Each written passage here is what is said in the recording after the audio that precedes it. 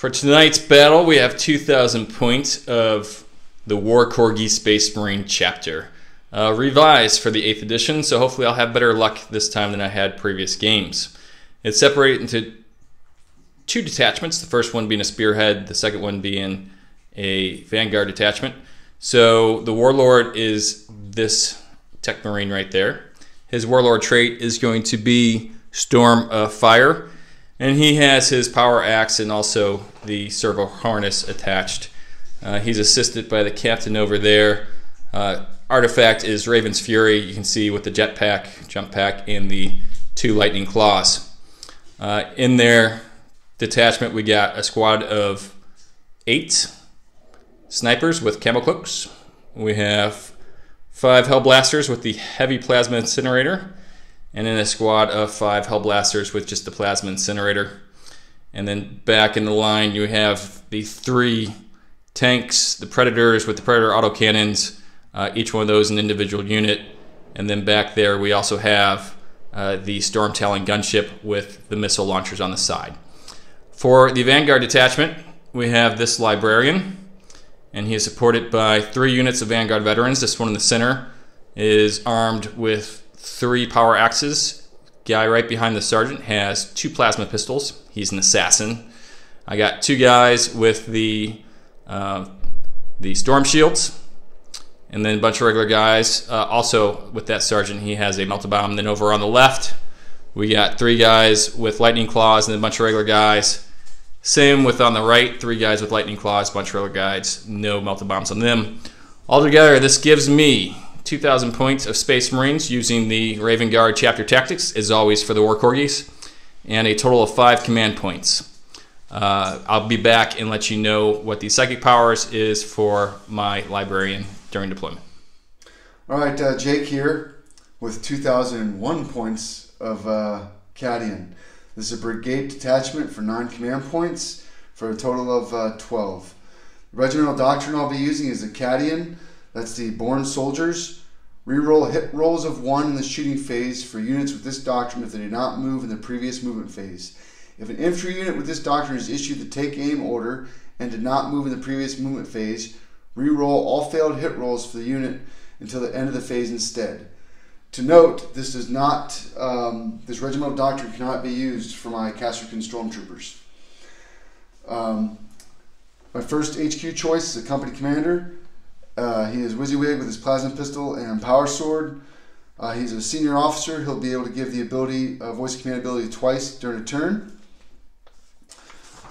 He also has a refractor field of note. I gotta keep on remember that. Final pinball save right there. Second HQ choice is a Primaris Psyker. He has Terrifying Visions as one of his powers. Choose an enemy unit within 18 inches of the Psyker. That unit subtracts 2 from its leadership until the start of your next turn. And Psychic Maelstrom. 18 inches, select the enemy unit within 18 of the Psyker. Roll a d6 on a 2-up. That unit suffers a mortal wound. Unless this mortal wound is negated, you can then roll another die. On a 3-up, that enemy unit suffers another mortal wound. Continue the process, adding 1 to the die roll required each time. So the next roll would need a 4, 5-up, etc. until you fail to cause a mortal wound or the enemy unit is destroyed. And of course, he has Smite. Okay, third HQ choice is my Tempestor Prime. I have a stand-in model for this. It's that Commissar down there with the chainsword and plasma pistol. Well, he has a chainsword and a Castrican command rod. Okay. He has a relic of Laurels of Command.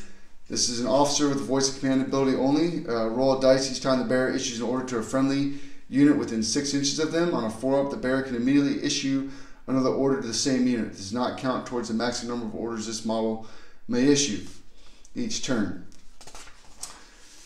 Then for my troop choices, starting out over here, I have 5 infantry squads. All of them have Voxcasters. All the sergeants have chain swords and lost pistols. The first 2 squads have heavy bolters. In that first squad, there's a flamer. In the second squad, there's a grenade launcher. The back 3 squads have autocannons. The third squad has a flamer. The fourth squad has a melta gun. The fifth squad has a plasma gun. 3 more troop choices. you come over to my Castrican Stormtroopers, and they are WYSIWYG except for the Voxcasters. Remember, the Voxcasters for the Castricans now have chain swords and hell pistols, not hell guns, which I don't know why they did that. But the first squad has a melta gun and a flamer, power sword and hell pistol. The third squad has a power sword, hell pistol, 2 plasma guns. The third squad has a power fist with a hell pistol and 2 plasma guns. And again, all squads have Voxcasters. The Voxcaster guys have hell pistols and chain swords. That's all my troop choices. Then we move over to elites. I have an Astropath. I have given him Night Shroud for psychic power. Choose a friendly Astra Militarum unit within 12 inches of the Psyker. Until the start of your next turn, any enemy unit that targets a chosen unit with a ranged weapon suffers a -1 penalty to its hits roll.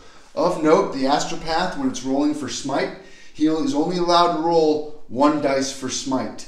That's in the rules, but he can roll 2 dice for his other psychic powers.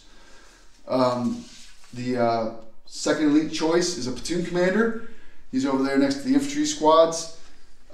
He has a reflective field as well for a 5-up impulse save, and he has voice of command, but he can only issue 1 order per turn. And actually, I have to take him off. He's going to have a power fist and a Las pistol. I apologize, gents. I had 3 different lists made tonight, and I went with this one. All I can remember was a bunch of platoon commanders. No worries. Without the power fist, but you'll see him on the table because I have him.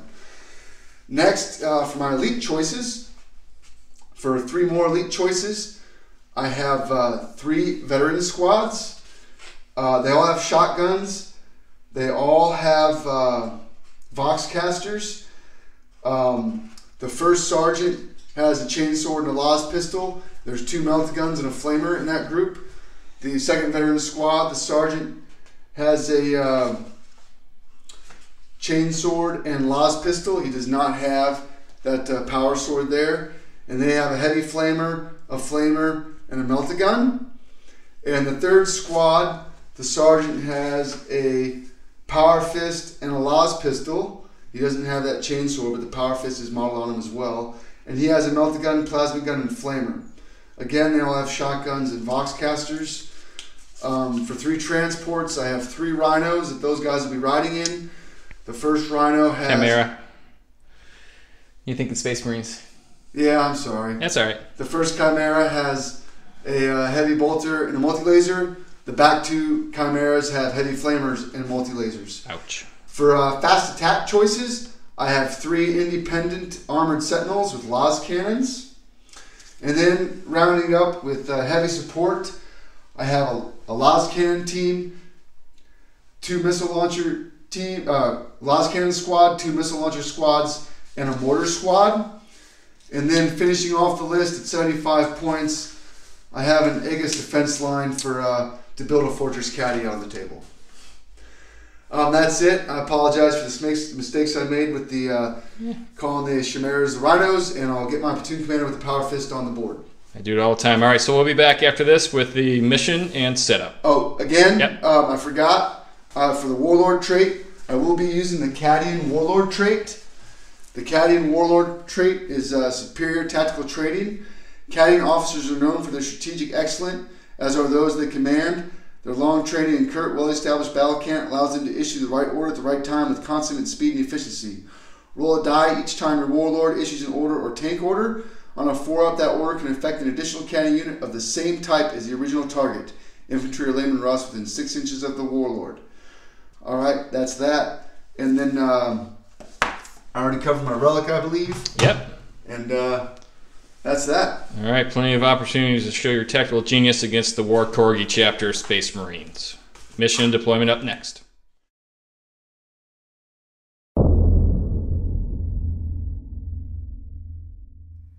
Tonight's mission is Tactical Escalation. That's the mission where we start with 1 tactical objective card and then work our way up as the game progresses. Hammer and Anvil is the name of the deployment style. Over here's my deployment zone. We'll take you around the board real quick, show you the objectives. Number 1 is in my zone, as is number 5. In the neutral zone, we got number 2, And behind the Sky Shield landing platform, number 6. And over on Jake's side, we got 3 and we got 4. So the Corgis have set up. We have our heavy plasma incinerators right here in the center of the line. They're supported by the company commander right there. 5th company, best company. Some more Hellblasters here with just the plasma incinerators. My 3 Predator tanks, supported by the Warlord, the Tech Priest. We have our Librarian there. His Librarian powers are, of course, Smite. He has Veil of Time, and he also has Might of Heroes. He's waiting for some buddies to drop in. And then lastly, we have the Storm Talon right here. Now, my 3 Vanguard veteran squads are in the shadows. You can't see them. Maybe over there by those scouts, maybe not. But we'll find out. It cost me 3 command points. I got 2 left. Jake, what do you got going on your side? All right, we'll start in the front here. We have an infantry squad right here with a heavy bolter, grenade launcher, and Voxcaster, armored sentinel with Las cannon, Chimera with the heavy flamer, and power fist sergeant with the. This squad has the flamer, plasma gun, and melta gun.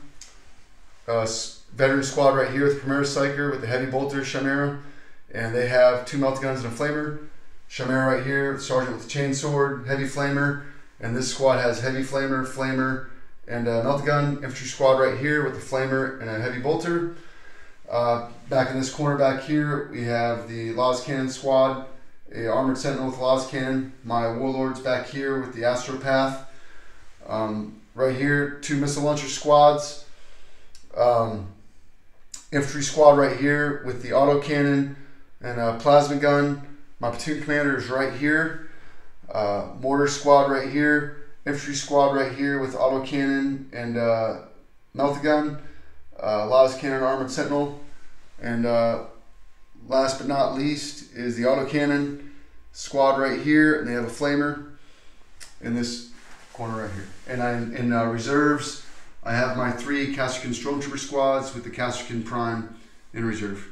Okay, as you can see, well, I was done deploying first. Jake deployed his characters last. He's got them hidden behind all kinds of terrain, so those snipers are going to be not able to snipe out some characters, at least at the start. We'll see how the game progresses. All right, Jake, grab a dice, and we're going to see who goes first.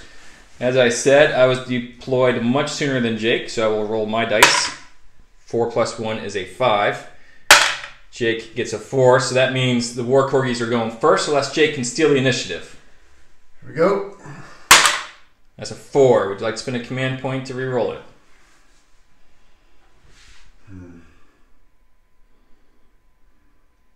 No. All right, so I'm going to try it right now. I'm going to go ahead and show you what Jake has in reserves, and I'm going to set up my Vanguard veterans, and then we'll be ready to start this game. Okay, back here we got Jake's Castrican Prime, and then 3 units of Castrican Stormtroopers waiting to drop in using those grav chutes. They're awfully scary, but we got a plan. Psychological warfare is in full effect as the 1st Vanguard veteran squad deployed here on my left flank, 9 inches from Jake's infantry squad. And then I got 2 over here on the right, also 9 inches away from Jake. Of course, those guys can move at the start of my turn as normal, so they are going to close fast. Jake is already nervous, understandably so, and that doesn't even take into account the firepower we have back here. So we'll draw our card and see what we get. That's been my bane lately. Hopefully it improves.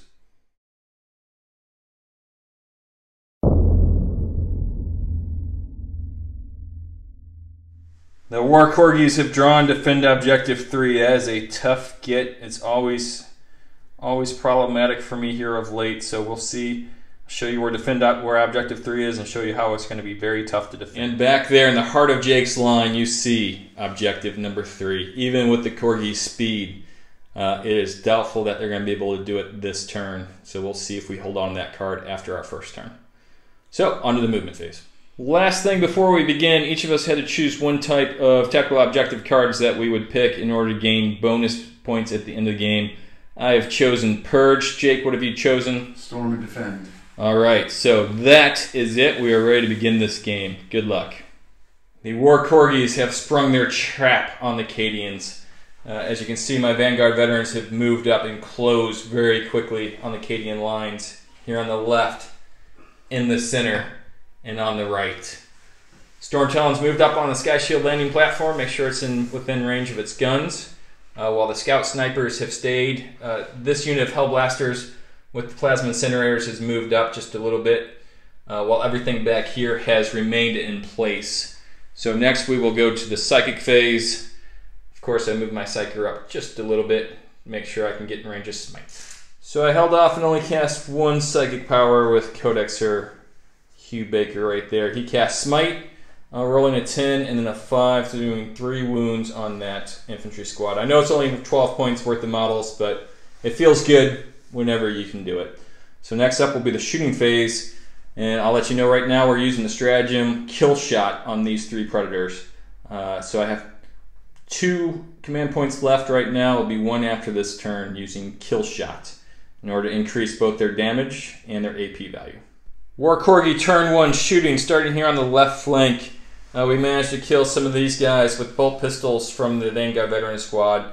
The crack grenade hit and wounded the Sentinel, but being armored as it was made its 4-up armor save, and it's just fine. Over here, the Storm Talon put its 2 missiles into that Chimera, but ultimately it made 1 armor save, doing no damage. But the Assault Cannon did take out one of the missile teams back here. You'll see that I focused a lot on those heavy weapon teams throughout the round. I did open up the round by overcharging the heavy plasma incinerators, and despite having the captain there to reroll 1s, I did manage to lose 1. But they managed to do 6 points of damage on that Chimera there. They were then helped out by this plasma incinerator team, who did an additional 2 points of damage, and then lastly a timely melt-a-bomb from the sergeant of that Vanguard Veteran Squad finished it off. As you can see, it exploded, killing 2 from that Vanguard Veteran Squad, 2 from this Vanguard Veteran Squad, and 2 from that underpointed infantry squad. And then Jake managed to roll no 1s and got all 10 guys out. So the Chimera, despite being exploded, did pretty well. Kill Shot was phenomenal. I loved it, and it was a lot of fun. The first, Lena's first wingman opened up, killing 2 of the last cannon teams. Then it was the second wingman's turn, killed 2 of the missile teams, and then lastly, Lena managed to put 4 wounds onto that Sentinel right there. Unfortunately, the rolls were not great. I only rolled 3 shots for each of them. Average is 4, so underperformed there, but as far as damage output, could not complain. And of course, the Warlord trait, Storm of Fire, reducing the enemy's saves was critical. Jake had played Take Cover on his last cannon team, but it wasn't enough to save the 2 of them. Lastly, the Scouts opened up to kill a second missile launcher team there. So just to recap, we've managed to take out 2 missile launchers from that squad, 2 missile launchers from that squad, 2 last cannons from that squad. Those were the big things that I needed to do this turn before we moved to the assault phase. So we're going to see what the Corgis can do in the close combat phase coming up next. Alright, War Corgi, turn 1 assault phase. Managed to make a charge over here on the left. It was a multi-charge, killing this squad here. Jake then played fire on my position for 3 command points. Originally failed on the 4-up to do the mortal wounds to this squad of Vanguard veterans. Rerolled it and was successful on the 4-up, but then he only rolled 1 wound. But he did take out one of those very expensive Vanguard. I took 2 wounds off the Sentinel. Sentinel, no wounds in return. Over here, also multi-charged into both those missile squads and the squad of infantry here. 1 missile squad. Yeah, I only made it into 1, but I tried to get into both. And to note, remember when you're attacking an Aegis defense line, if you make it within 2 inches of the Aegis defense line, the units that are opposite the Aegis defense line, you are within combat with them. Yeah, Jake helped me out on that one because I thought I failed to charge by 1 inch, but then he reminded me of that rule, so I was able to then charge. I did 1 wound with the sergeant on the missile squad, who's already lost 2 of his buddies, and then did a couple more wounds. Jake made 4 out of 6 5-up saves over here. It was pretty good. He has 1 wound left on that heavy bolter team, and then an additional 3 guys. He has a flamer, the sergeant, and the boxcaster. After that squad failed to charge the veterans, losing 1 more of their squad in the charge of the heavy flamer, I did shuffle that guy with the lightning claw around into them, so they piled in to attack back at me. I did not charge them, so I wasn't able to attack them. but no wounds in return. So overall, pretty good turn for the War Corgis. I have lost 7 of my precious Vanguard veteran in Jake's turn, along with one of my Hellblasters with the heavy plasma incinerator. So when I look at points, I probably did not kill much more than what I had killed. So it's going to be interesting to see how we go here. But we're gonna see some morale checks here in a second, and we'll roll those on camera for you. So we'll be back in one.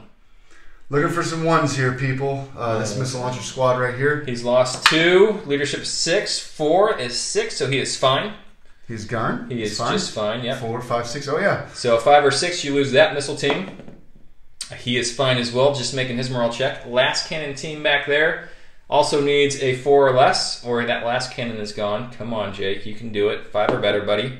No, it's a 3. So all 3 heavy weapon teams have remained in place. Now for this last squad, they've lost 4, Jake. I'm doing fight to the death, Uh-huh. which makes it D3, which means I can't lose this squad. Yeah, so he can't roll any higher than a 7 with the sergeant still there. He is just fine. So Jake has managed to pull out of the morale phase, not losing any additional models. That's unfortunate for the War Corgis. We know that Jake has some reserves coming in. This could be devastating counterattack by the Imperial Guard. They are deadly, especially when they get their backs pressed against the wall. So we'll be back with Jake's turn 1. Hey folks, I forgot. I lost 3 Vanguard veterans, so I need to take a morale check. Woo! Please don't fail this. Roll a 6. I need a nothing but a 6. Oh boy, and check this out, ladies and gentlemen. All I have over there is guys with power axes, 2 plasma pistols, and storm shields. So it's a big one that I lost. And I can't use a command point. I only got 1 left. And I'm a big fan of the stratagem of kill shot. That's the problem when you take 2 of those small detachments. You don't get the command points. So, Jake? All I can say is, the Emperor protects. Yeah, but the Corgis are loyal. That's the taint of heresy that prevailed in the Shetland armies may be with their chapter that they protect, that they work for. So who knows? Those are fighting words, sir. And we are having a fight, so we'll be back with Jake's turn 1.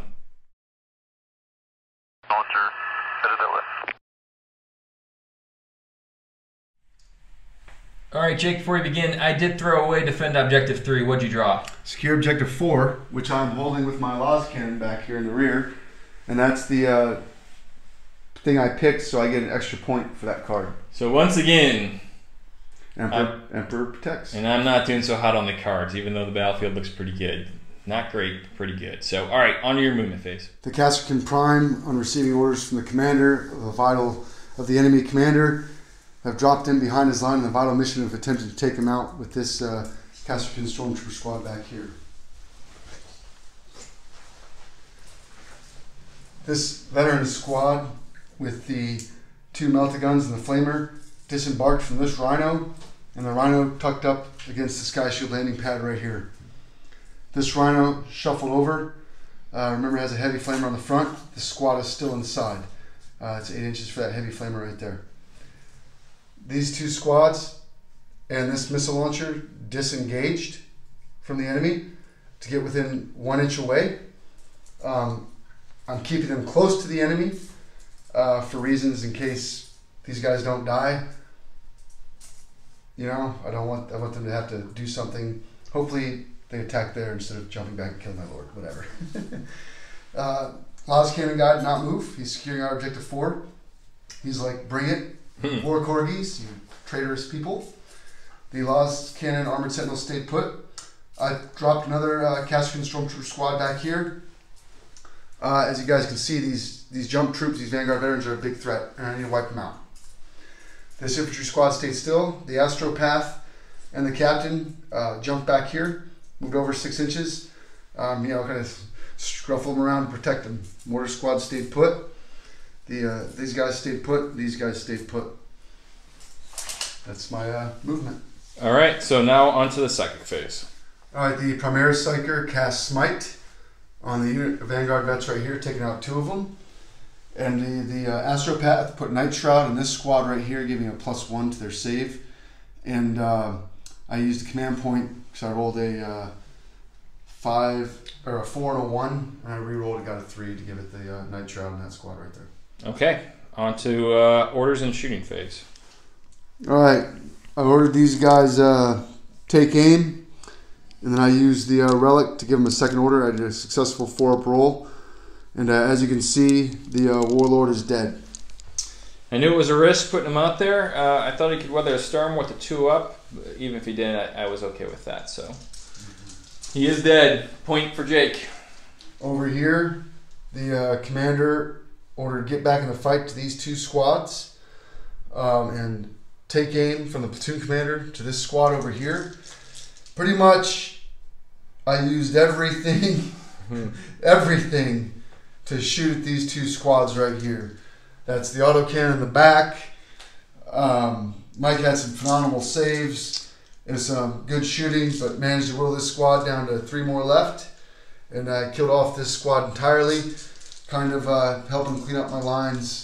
And I did do a couple shots at this with the Lost Cannon and missile teams. Mike had some great saves, but I took 4 wounds off that guy with the Lost Cannon. You did. So you hit him with 2 last cannons, and I saved one of them. Then you hit him with a missile or 2 missiles as well and saved those. Just want to point out, I had a 2-up save, and that crater was really helping me out. It took everything Jake had to kill that squad off. And the 3-up save on those Vanguard with the storm shields was helping me out as well, as I was getting hit by meltas and all kinds of craziness. So overall, plasma gunner over here, overcharged, died. Typical Jake fashion, yeah. But you know, you were re-rolling ones there, so it was a good bet. Unfortunately, didn't pay off for you on that one. So we're going to go into the assault phase next. Do you have any assaults, Jake? I am going to let you charge me. Yeah. That's the best stratagem for me. I know there's going to be some withering firepower coming down upon me, but I scored 3 points this turn. Kill the warlord and then securing that. I guess we should talk about that after we do this assault phase. Yeah, let's go. Let's go to the assault phase. Correct. Thank you. All right, Sentinel failed to do any damage to the squad. Squad took 2 more wounds off the Sentinel. The Sentinel was able to make 3 saves or 2 saves and stay in the fight and keep that squad locked up. Which is a good thing to do, so they can disengage and shoot, but they probably have some sneaky Raven Guard tactics, right? Would they be allowed to assault? Nope, they sure won't. With no stratagems either, huh? Nope. I got something in mind, though. We might be able to do something. Yeah. Okay, as far as morale checks, I do realize that the Corgis were skittish on the first turn. They should have used And They Shall Know No Fear to reroll that 6. That's okay. Corgis are a little bit skittish, especially when the game starts, so we're just going to let that one roll, but in the future, I will try to remember that I get a reroll on that one. That squad is dead. That squad only lost 2, leadership 8. They can't fail, so no morale checks. As Jake was saying, he has scored 3 points. 2 for securing objective 4. 1 of those points is because of special mission bonus on tactical escalation. And then 1 for kill the warlord. I am sitting on 1 point for first blood, so we'll go down. We'll go on to War Corgi turn 2 next.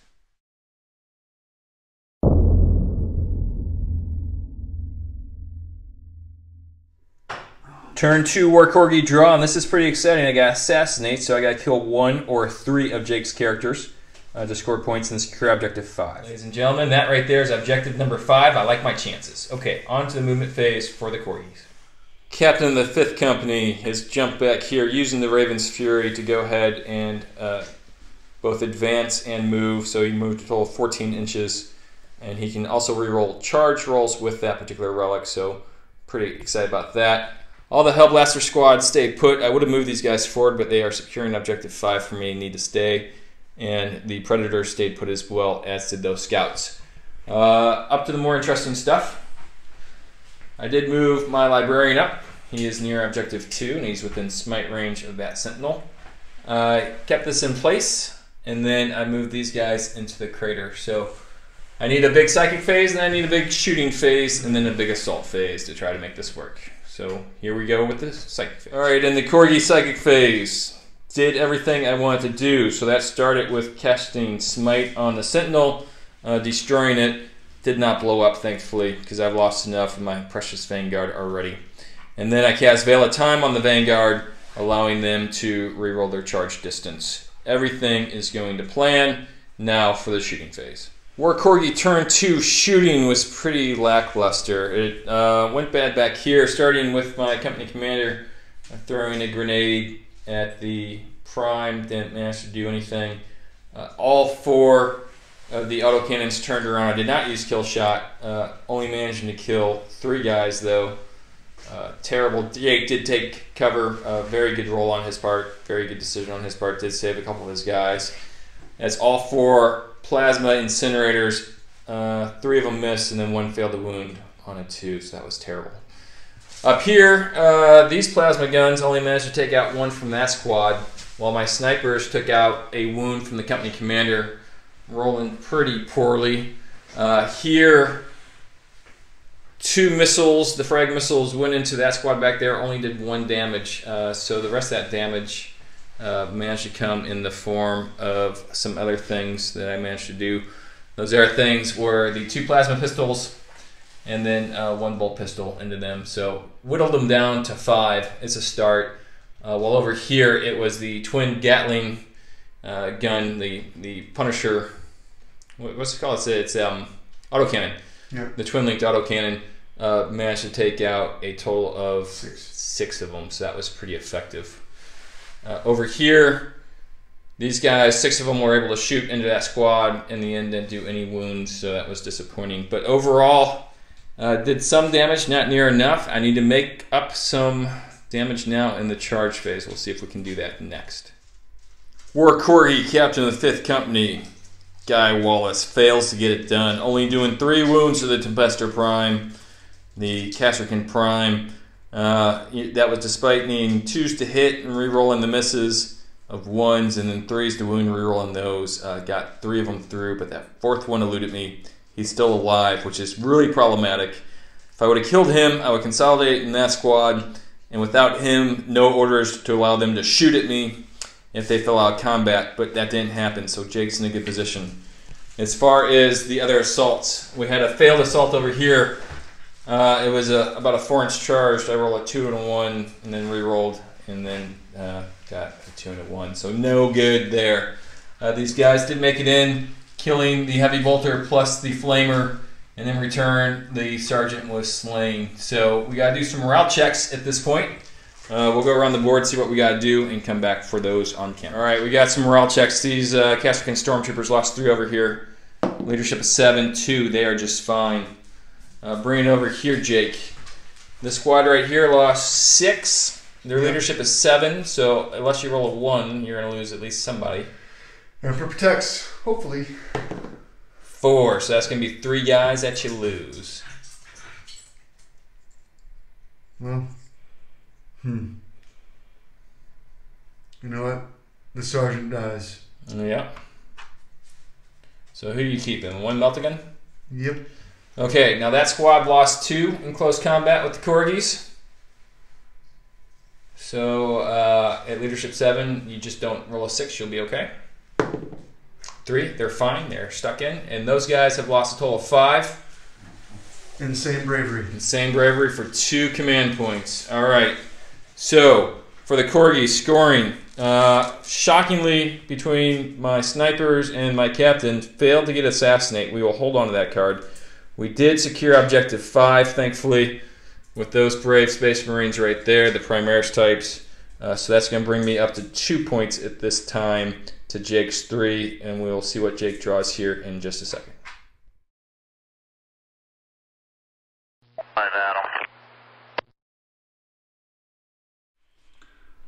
Alright, secure objective 3, which is firmly in my grasp there in the back lines with the mortarmen and troops on the ground, with scoring 3 to 5 objectives with infantry models. If you control all 6, you get D3. Alright, there's objective 3, everybody. Jake has that in his firm control, as he said.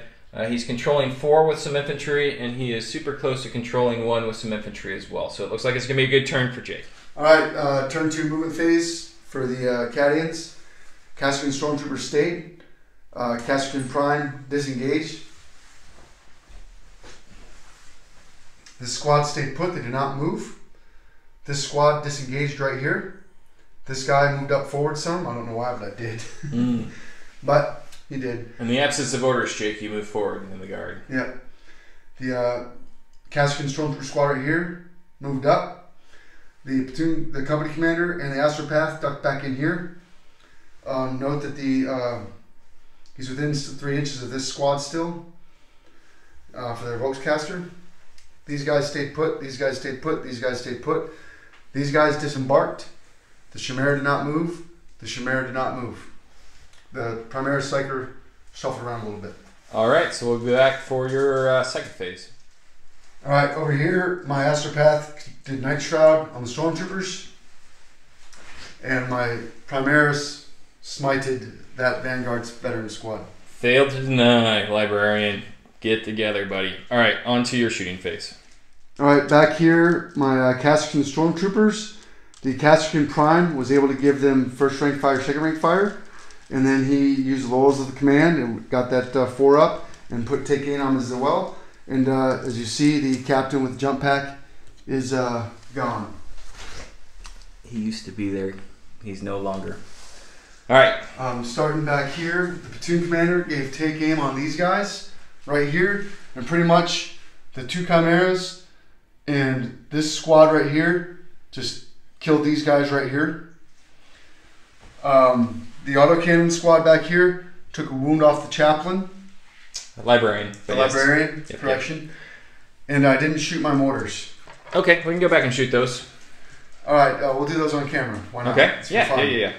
And gracious enough to let me do it. I don't know. And over here, move to put these guys in the crater and bring it down to the Las cannon. Pretty much everything else that could fire, fired at this guy right here and took him out. Yeah, some really good rolling. It was impressive. And Michael also had some really good saves on my first couple Las cannons and missile launcher shots. The missile launchers, I made 2 5-ups from the missile launchers. After that was downhill, and it was actually that guy right there with the plasma gun, long range, took out the last wound on him. So, all right, so let's do some mortars. Where are they going to, Jake? I would do my mortars on the snipers. Okay, you are -1 to hit, of course, so you 3d6. It's 9, 10, 11. Okay. I need 5s to hit. They did not move, so they will re-roll 1s. 1-1 right there for nothing. But I got 5 hits right there. Okay. It's strength 4 versus my toughness 4, so it'll be 4s to wound. Oh, nice roll. 4 wounds, and you get a 2-up save. 4 up goes a 2 up because of camo cloaks. Yep. There we go. Save me camo cloaks. I lose 1. So an already not very effective squad this game has become less effective. Okay, so now we'll move into the assault phase. Assault phase, the veteran squad charged the librarian, and the sergeant with his power fist rolled a 5 and a 1, hit him with the 5, wounded him, and then rolled for D3 wounds. It's tragic. Tragic is what's happening to the War Corgis right now. Okay. Their chaos taint is evidence. So as far as any sort of morale checks, I don't need one there. I don't need one there. I don't need one there. They're all dead, Jake. They're all dead. Those guys only lost 1, leadership 8. They're fine. Okay, so scoring at this point. Jake has 1, 2, 3, 4. Objective secured with boots on the ground, so he gets D3 points for this. For 3. And he also has secure objective 3, so everything. Which gives me 2 points. Everything's coming up, Jake. How many points is that for you, buddy? I have 4, 5, 6, 7. I have 8 points. Okay. 8 points compared to my 2. This is tragic. Girls. Chapter Master. Captain of the first company. What's going on? Your Corgis are out of practice. They're out of shape, aren't they? Okay, we'll work on getting them in shape. All right, we'll be back with my cards.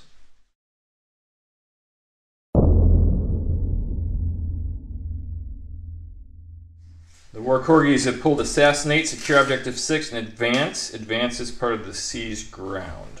Want to do consolidated turns? And we'll do consolidated turns because I don't have a Psyker left and not much shooting or assault left either. So, we'll be back after the end of turn 3. Okay, keep in mind I need advance. I wasn't quite able to get out of my deployment zone and still shoot, so I decided to move forward but not advance, which allowed me to shoot, as I said. But as you see, everything except for this whole blaster squad is out of the deployment zone right now. As far as shooting, they turned around and they took out 2 of those guys, I believe. And then autocannons took out another 3 with the turrets turned around. And this Predator on 7, needing 4 as a hit, managed to do 2 wounds through to the last canteen for a total of 6 wounds, actually, or 6 damage. So it was pretty good. The snipers, who haven't been doing much, hit 7 out of 8 times and then rolled 3 6s to wound. So that Primaris was down to 1 wound. He needed to make 4 up saves. 3. Sorry, 3 up saves, and Jake nailed them, so it was pretty good. Left, this Hellblaster squad with their plasmas managed to hit 4 times and then kill 4 guys from that squad. So Jake, morale checks. Let's start over there. He's lost 4. His leadership is 6. You need a 2 or less to keep him on the board. He is definitely gone. And then you have lost 5 from this squad. Their leadership is 7, so you need about the same thing, a 2 or less, in order to keep them on the board. That's a 5. That's dead. So they are gone as well. Okay, so this, ladies and gentlemen, was the shooting phase I needed last turn, but didn't get very effective on what I have left. But as far as scoring points, I did not get Assassinate because that pesky Primaris Psyker. I'm going to keep it. Secure Objective 6. It was just out of range of that Hellblaster squad, but I'm going to keep it. And then Advance. These guys are preventing me from getting Advance, but I'm going to keep it. So at least next turn, I look like I should be able to score 3 points. No problem if I can finally get Assassinate. It's always 1 wound away. So we'll go on to Jake's turn 3. Look at his cards and do a Consolidate turn for him as well.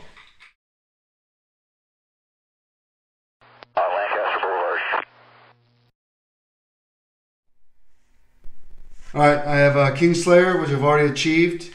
Area Denial. Score 1 victory point if there's no one within 6 inches of the center.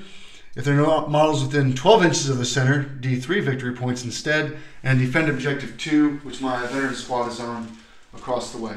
Keep racking up those points, Jake. Very impressive. Alright, we'll be back after guard turn 3. Movement phase, dropped in these Kasrkin Stormtroopers back here. Move this Rhino, or the Chimera. Didn't move this Chimera. Move the Psyker up. Everyone's like, why? You're going to give him a point, but you'll see in a minute. This guy moved up. These guys moved up. These guys moved up. Everything else back here stayed put. Veteran squad here, shuffle around. Psychic phase. I use Psychic Maelstrom on these guys back here. Unfortunately, I only got 2 wounds off on 2 6s, and then I rolled a 1, and I used my last command point and rolled another 1. But it's pretty cool. I mean, trade off for Smite. Maybe I already got 3 with Smite, but I only killed 1.5, so it's pretty cool. Using that. That was Psychic phase and Night Shroud on this missile launch team right here. Shooting phase. These guys shot everything at these guys right here, and managed to kill 1 of them. You want to talk about your orders real quick? Because yeah, the orders: first rank fire, second rank fire, and take aim. Yeah, and spread out his guys so he can still be in command range of that Tempester Prime. And I got Laurels of Command again on a 4-up. Yeah, he's been back 3. Back here, all the autocannon squads. The commander gave this squad and this squad right here Bring It Down, and the platoon commander gave Bring It Down to these guys. Those Voxcasters coming in handy. Pretty much, I took another 2 wounds off this Predator. I killed 1 Hellblaster guy from all the shooting I did. Well, actually, no. The Hellblaster was from the Psychic Oh, that's power. right, Psychic phase, that's right. So, was making it really difficult on you to hit me with the 5s, because I was more than 12 inches for most things. So, but you did take a wound off of that guy right there with the mortars. Oh yeah, mortars, yep. 48-inch range is pretty good. Okay, overall, not a real effective shooting turn. You don't have any assaults, but you have scored a number of points here. First one is Area Denial. I do not have anybody within 6 inches, unfortunately. Second one is Kingslayer. You can play that. You can score that anytime during the game as long as you've killed my king, and you get another 3 points, Jake. Wow. All right, so Jake got 4 points this turn. We go on to turn 4 for the War Corgis. We're going to show you our cards, and I'm determined to assassinate somebody at some time.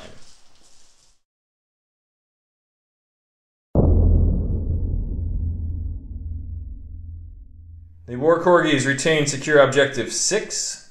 advance, assassinate, and hit pull, defend objective 5. To recap, objective 5 is back here, and objective 6 is right there. We're finally going to be in range to get that. So, I think I said this last time, but guaranteed to get some points this turn, and start crawling up from the 2 points I have right now. We'll be back after consolidate turn 4 for the War Corgi turn 4. I have advanced out my lines, moving these guys, giving them a -1 to hit, unfortunately. And I moved the slightly injured Predator over there, while everyone else, the snipers have stayed in place. Those 2 Predators stayed in place, and these guys moved up to secure objective 6. Okay, in the shooting phase, I started out with my Predators and managed to do a total of 3 points of damage to the Chimera there. Not having kill shot certainly hurt. And these guys opened fire. I was going to overcharge them, but since they moved, it would have been -1 to hit, and was worried about them getting hot. Did, another point or 2 of damage there. So then I overcharged these guys. The sergeant managed to kill himself, as did one other guy. But they did 6 points of damage to the Chimera, blowing it up. That opened up a sight lane for the snipers. I shot 2 snipers at that one multi-gunner. Unfortunately, it failed to, only did 1 wound on him, and he made his 5-up save. But then they did 2 mortal wounds to the primary psyker. So overall, not bad, Jake. Emperor protects the veteran. The mutant dies like it should. Yeah, yes indeed. All right, so for scoring, I have secured objective 6, assassinate, and advance, and I'm halfway to defending objective 5. Jake, you score. Defend objective 2. That means I get 2 points for that because it falls within that thing, right? Yeah, absolutely. So we go. That Predator over there that moved, needing 5s to hit, managed to take the last 2 wounds off the Sentinel, which promptly exploded, killing a missile launcher team because it already had it only does 1 wound, but it had a wound on him. 1 from that squad and putting a wound on there. So again, a good turn, but it's too late. The War Corgis don't have enough combat power to really make much happen, but we did score 3 points and on our way to scoring 2 more. So Jake's card's coming up next.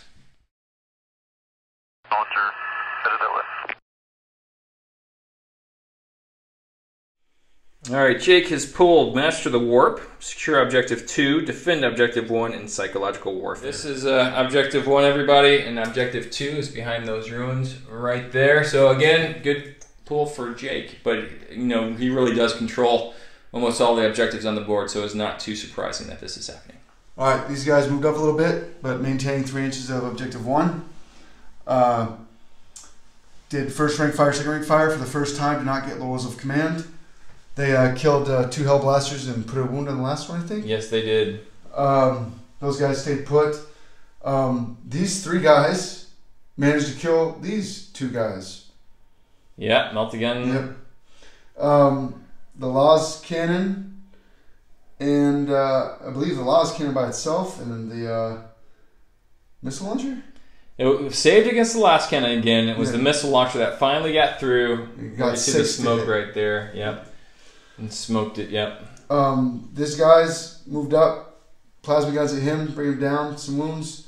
And the Hell guns at him, bring him down to 4 wounds. All the autocannons shot at him. I don't think they did anything. Right? Yep. The mortars might have took that last wound off that guy. Nope, he had a 2-up save. They tried to kill him off the objective and came very close. And this guy did not. Oh, no, he did. I was going to say, you're telling stories in the guard barracks again about the 3 guys who killed the 2 Primaris. It was the 3 guys in the Chimera with the heavy bolter that hit and wounded 3 times. It was good. Like American history, the victors tell the story. Indeed, indeed. So, but in the end, I do score 2 points for defending objective 5, and I got like 10 models on the board. Jake, you scored some points too, though, right? I scored 2 points for secure objective 2. Yep. And I got 1 point for Master the Warp. Yep. Which brings me to 3, 9, 10, 11, 12, 13, 14, 15, 16, 17. To that, sir, I say good game. Chinese food. Chinese food, and then we'll come up and wrap up. So hope you enjoyed the game, and we'll talk all about it when we come back. That's a direct order. Do it now. Well, welcome back after a very hard-fought game. We hope you enjoyed it. I'll start off by talking a little bit about my Space Marine list and the resurrection of the War Corgi Space Marine Chapter. So, as you've seen on the channel, they've kind of struggled since 8th edition came out. I've played them a few times now. Tried Terminators at first, and it was really Sasha's list when I played him with my Sisters of Battle that made me rethink what I was doing. So I'm investing in some Primaris Marines. You saw that Hellblasters tonight. I'm going to get some Intercessors as well, or Inceptors, whatever the troop squads are, to boost up the firepower. I'm thinking that between the range fire support that the Primaris can bring, extended range guns, the Raven Guard chapter tactics, and then the ability for the Vanguard to get in early, maybe we can start doing some damage. Fell apart a little bit tonight. I think part of the reason why was I didn't have enough bodies on the ground. I had to put in some tanks, the Predators, instead of the Primaris squads themselves, which would have been really good against your infantry. The tanks just don't get a lot of shots, and although they were very effective, especially I enjoyed the kill shot stratagem combined with the Warlord trait, which allowed me to take an additional -1 to their damage, +1 to their damage, -1 to their AP value. I thought was very effective. I only got to use it once because Jake was very smart and took out my Warlord. I was not very smart and didn't protect him. Yeah, I thought you should have. As soon as I saw you do that, I was like, why didn't you put the guy between the two tanks? I'm such a visual player that, having the little guy run around two tanks doesn't make a whole lot of sense to me, but it would have been a much smarter play. The Vanguard did their job well. Arguably, Strike from the Shadows works least best against Guard, because I'm throwing some very expensive Vanguard into some very cheap Guardsmen, and I'm slaughtering them wholesale. But it doesn't matter at the end of the day. With the fallback, with the orders, the stratagem to allow the insane bravery for the units to stand and hold, I mean, it just allowed me to concentrate my firepower and knock those units out. And then, taking your flyer out as well. And then it's just pretty much you were in the back, and I was sitting near 4 objectives, and it was just pretty hard for you to get up to get some objectives. I don't know, your card draw in our last couple of games.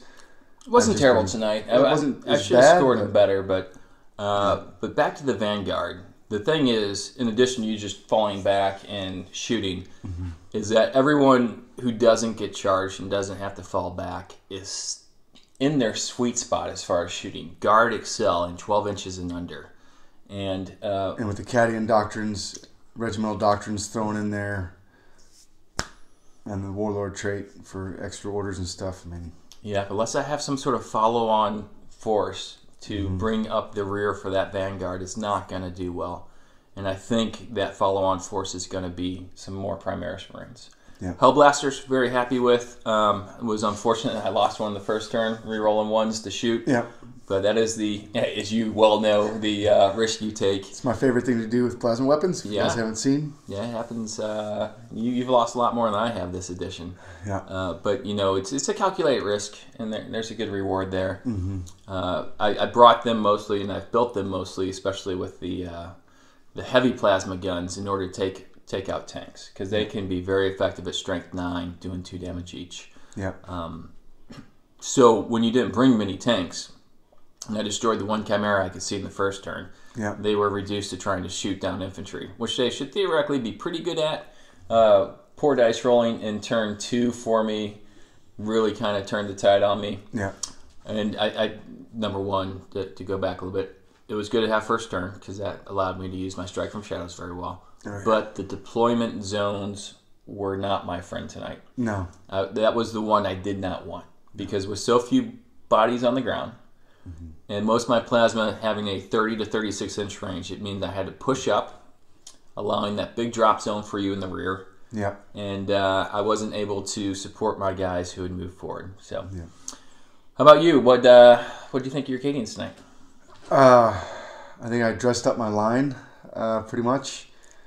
With that confined space with the deployment zone, I was able to throw some stuff out there. The reason I don't chain my barriers across craters is I just don't think it looks aesthetically pleasing.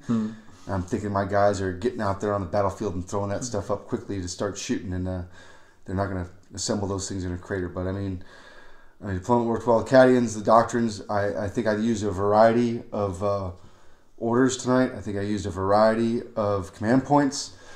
What you get with that brigade is 12. Those get 9, then plus the 3 for being a battle-forged army. I mean, you just can't beat 12 points. I did have 2 other lists built up that were mostly centered around my 4 Lehman Russ variant tanks, and using like a Vanguard and a Spearhead and a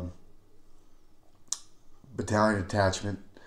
But I just thought, you know, I don't know if you guys have seen, but I'm a big Blob Guard player, and I just felt that the amount of firepower the Blob Guard was going to allow me to do against those units, and he has to shoot all my infantry down. I just thought that would be the better list to go with. So that's what I went with tonight. One, because I like doing that. It's just it was my number 1 list. It was the one I was pretty much going to use. You'll probably see the other lists here in the future, and some other games and stuff. So the Laurels of Command worked really well for you, 3 out of 4 turns, and it does make those Tempestus Signs, or as you call them, Kasrkin Stormtroopers. I've really never, good. Yeah, for all these out there, I've never liked. It's Imperial Guard, it's Kasrkin Stormtroopers. It's not Astra Militarum, and it's not Tempestus Scions for me. Hey, it's your hobby, their world. Yeah. So I thought you used it very effectively. Any thoughts about bringing a second relic for 1 command point? Because, you know, I use Kurov's Aquila, but I think there's a Cadian. Actually, it's a Warlord trait where you get... there is a Warlord trait that's in the Astra Militarum Warlord traits, Grand Strategist, I think it is. Yeah. That basically does the same thing as Kurov's Aquila. Mm-hmm. Except for yours, as opposed to the opponent's. Because I only rocked 5 command points tonight, and I spent 3 of them before the game even began. You know, if I use Grand Strategist with that, you know, I might potentially, you know, what if I made 6 command point saves on that? I mean, geez, playing someone with low command points, it would be good out there. But I strictly Cadian tonight. Yeah. You know, I had fun. Next time you see a list up there, it's probably totally different than what I played now. I like to vary stuff up a bit. And, you know, it's just all around, again, can't say enough, it's always fun to play here on the channel. It's good times. Yeah, well, you're going to see the War Corgis more in the future, especially as I get some of these Primaris built up. I have high hopes for them. It stinks, though, that they have this taint of heresy about them. They have to go on a pension crusade for like 100 years without having to build other Space Marines. I mean, we've already proven with the Crimson Fist and the Cadians that there's some kind of chaos taint out there. Yeah, so if you're following along on the narrative, you should know by now that the Tallarn are allied with the War Corgis. As a matter of fact, the War Corgis are a protectorate of the Tallarn world. I'm sorry, not Tallarn, the Shetlands world. So apparently the Cadians are in close with the Crimson Fist. We got to figure out who's on the good side and who's on the bad side of this. You feel free to edit the last part out. I said it's Mike's narrative. It's his channel. Yeah. I just like to throw it in if I can. Don't worry about it. I got this covered. So the good guys versus bad guys. We'll continue this light narrative. Hope you guys enjoy it. I have a lot of fun. As I said before, this is an extension of my hobby. I enjoy telling stories. Hopefully you enjoy the stories that we tell here. Yeah. Other than that, we really appreciate all the comments that you guys put in. We take the feedback seriously. We implement the rules corrections that you guys make. Apologize for not doing They Shall Know No Fear in the first turn. Lost one of my precious Vanguard. But we do try very hard to play the game right for you guys, and we'll continue to do that. So please leave comments, not just about rules, about anything you guys want to see or what you're excited about. We read them all, and I respond to almost every single one of them. And I think tonight you're going to help me make a YouTube account so That's I right. can do some comments. Yep, and you can respond to people who have called you out by name if you want to, or not. I'm not worried about it. You can make whatever comments you want. I'm all about having fun. Yeah. If you don't think that we're having fun on this channel, then don't watch. I'm not worried about it. Well, hold on. Don't cost me any subscribers. And thank you for everybody. We have over 250 subscribers. Yeah. The channel's growing very nicely. I can't be more excited about it. So if you haven't subscribed yet, go ahead and hit the subscribe button or the like button for this video, and then we will see you with the Narrow Battle Report in the very near future. So until then, have some good games. And the Emperor protects as always, Mike. Yeah, just the good guys, though.